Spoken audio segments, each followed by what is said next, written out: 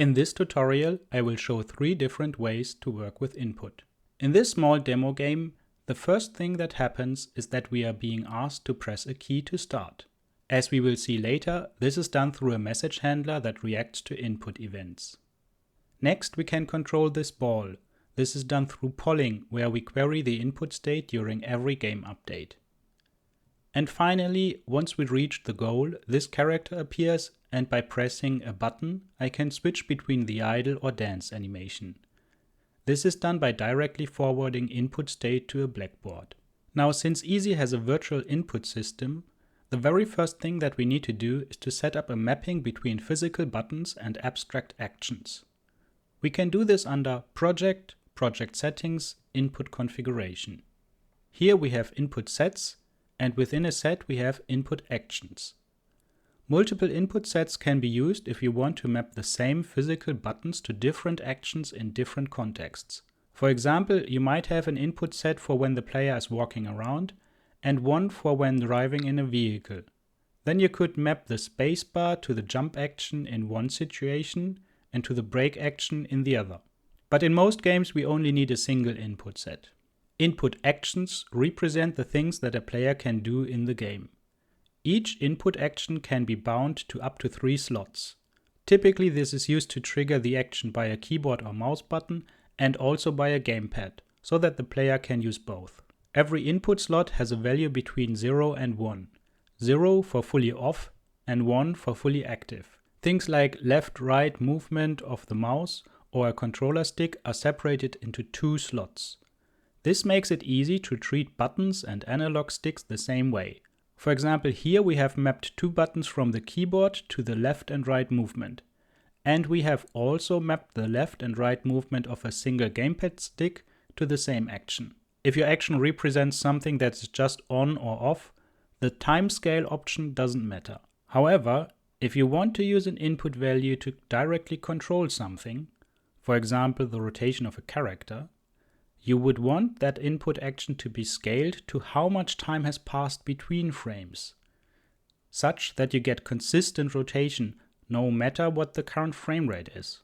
For more details, please consult the documentation. Let's start with the message-based input handling. For an object to receive input, it needs to have an input component attached to it. You can have multiple objects with input components at the same time. To switch which object gets controlled, just enable and disable input components. For example, when entering or exiting a vehicle.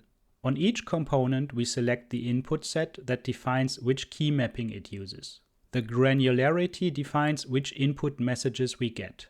For example, here we only care for key press events. But in other situations, we may also want to know when a key got released again. Once we have an active input component on an object, the component will send input state changes in the form of messages to our objects. We can react to those in a script. Here we have a visual script that has an event handler for input messages. The node gets executed whenever an input message arrives, and it contains the name of the input action. Here we use a switch string node to check whether the start action got triggered. We don't need to check the exact trigger state, since we know that our input component only sends messages for key press events. Our script then checks whether there is already a player object in the scene, and if not, it spawns a new one. As you can see, this part of the script only gets executed when there is player input. Now let's look at the polling option. The player ball object also uses an input component.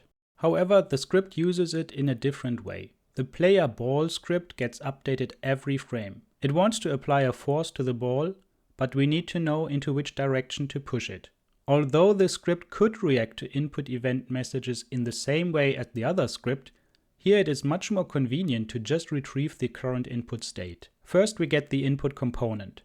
Then, using the getCurrentInputState function on that component, we query the value for the move up, move down, move right, and move left input actions. Each value will be between 0 and 1, so we subtract down from up and left from right. Combine them into a vector, scale the force a bit, and forward that to the rigid body to make it move. Finally, let's look at the animated character. This gets spawned when the ball reaches the goal. Again, this object contains an input component. However, here you can see that the Forward to Blackboard option is checked. Additionally, the object has a local Blackboard component. As you can also see, this object does not have a script that would handle input. However, it does have an animation graph, and animation graphs are able to read state directly from Blackboards.